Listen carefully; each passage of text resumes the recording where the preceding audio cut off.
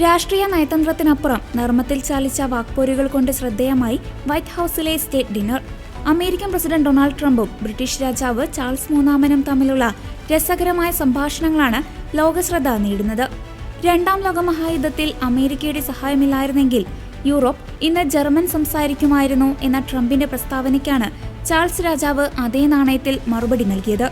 America ഇല്ലായിരുന്നെങ്കിൽ Europe German സംസാരിക്കുമായിരുന്നു എന്ന് താങ്കൾ പറഞ്ഞു. എന്നാൽ ബ്രിട്ടൻ ഇല്ലായിരുന്നെങ്കിൽ അമേരിക്കക്കാർ ഇന്ന് ഫ്രഞ്ച് സംസാരിക്കുമായിരുന്നു എന്ന് എനിക്കും പറയേണ്ടി വരുമെന്ന രാജാവിന്റെ പരിഹാസം വിരുന്നിൽ ചിരി പടർത്തി. അമേരിക്കൻ സ്വാതന്ത്ര്യത്തിന് മുമ്പ് വടക്കേ അമേരിക്കയിലെ ആധിപത്യത്തിനായി ബ്രിട്ടനും ഫ്രാൻസും തമ്മിൽ നടന്ന പോരാട്ടങ്ങളെ മുൻനിർത്തിയായിരുന്നു ഈ പരാമർശം.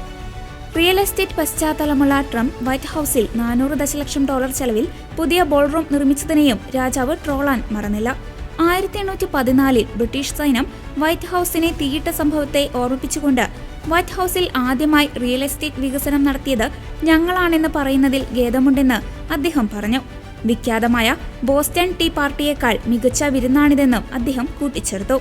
മറുപടി പ്രസംഗത്തിൽ തന്റെ ആഭ്യന്തര രാഷ്ട്രീയ എതിരാളികളെ പരിഹസിക്കാനാണ് ട്രംപ് ഈ അവസരം ഉപയോഗിച്ചത്. കോൺഗ്രസിൽ മികച്ച പ്രസംഗം നടത്തിയ ചാൾസിനെ ഞാൻ അഭിനന്ദിക്കുന്നു.